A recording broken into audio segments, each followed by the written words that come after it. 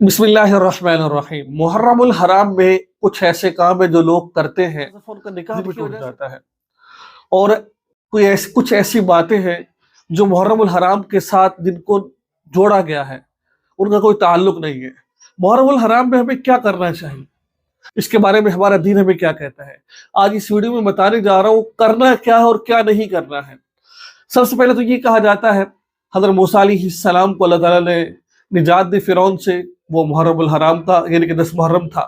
और ये भी कहा जाता है इब्राहीम अलैहिस्सलाम को आग से अल्लाह ने निकाला, वो 10 मुहर्रम यानी मुहर्रमुल हराम के महीने में निकाला।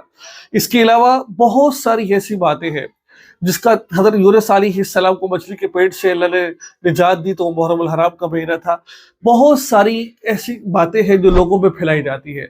अब इनका हकीकत के साथ क्या ताल्लुक है, इसके बारे में अल्लाह बेहतर जानते हैं। वो कौन सा महीना था, क्या था, इसके बारे में और आप नहीं जानते। और ये बात ज़हन में रखिए, हज़रत इमाम हुसैन रज़ियल्लाहु ताला अन्हु की जो शहादत हुई 10 मुहर्रमुल हराम को, ये इस वजह से एहतराम वाला दिन नहीं है कि इसमें हज़रत इमाम हुसैन की शहादत हुई है, ठीक, इस वजह से मुकर्रम है, बल्कि इसकी जो इसकी हुर्मत है वो अल्लाह ताला ने कुरान पाक में बयान फरमाई कि मुहर्रमुल हराम का महीना ये हुर्मत वाला महीना है, ठीक है। ये हुर्मत वाला महीना, इसमें जंग नहीं करना, क़िताल नहीं करना, ऐसा कुछ नहीं करना है।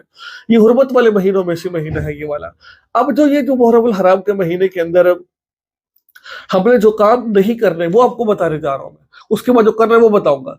जो नहीं करने हैं, एक तो हमने इस मुहर्रमुल हराम के महीने में जो रास्ते के अंदर सवेरे लगी होती है, जो हलीम पकाई जाती है, लोगों को खिलाई जाती है, आपने ये बिल्कुल नहीं खानी है, क्योंकि अल्लाह के नाम के अलावा गैरुल्लाह का खाना ये जायज़ नहीं है। और आपने देखा होगा ज़्यादातर लोग ये अहले तशरीह लगाए होते हैं जो हज़रत इमाम हुसैन के नाम का, फलां के नाम का, फलां बुजुर्ग के नाम का खिला रहे होते हैं।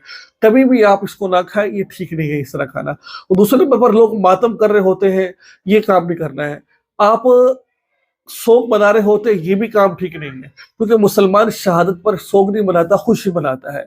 और शहादत तो वो मर्तबा है जो आप सल्लल्लाहु अलैहि वसल्लम ने खुद उसके लिए दुआएं मांगी, सहाबा कराम ने दुआएं मांगी। तो शहादत एक अजीम मर्तबा है।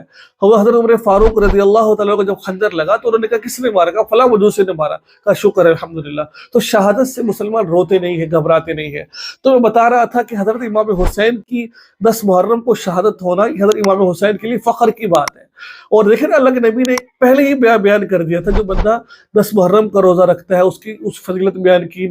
अब इसमें जो करने वाले काम है वो कौन से काम करने वाले हैं, वो काम ये करने वाले हैं कि इसमें हमने 2 काम, बिलखुसूस 10 मुहर्रम को 2 काम हमने करने हैं। एक तो रोजा रखना है, दूसरा अपने अहल अयाल पर खूब खर्च करना है। इसके अलावा कोई और बात साबित नहीं है, हलीम पकाना या फिर ये करना वो करना नहीं साबित है। अच्छा, जो निकाह की बात है, कि कुछ लोगों ने मुझे सवाल किया कि मौलाना साहब अगर इंसान ये काम करता है, मातम कर लेता है, शोक मनाता है, तो क्या ये ठीक है? भाई देखें, एक बात ज़हन में रखें कि इससे निकाह तो नहीं टूटेगा, ठीक है, इनसे निकाह नहीं टूटता।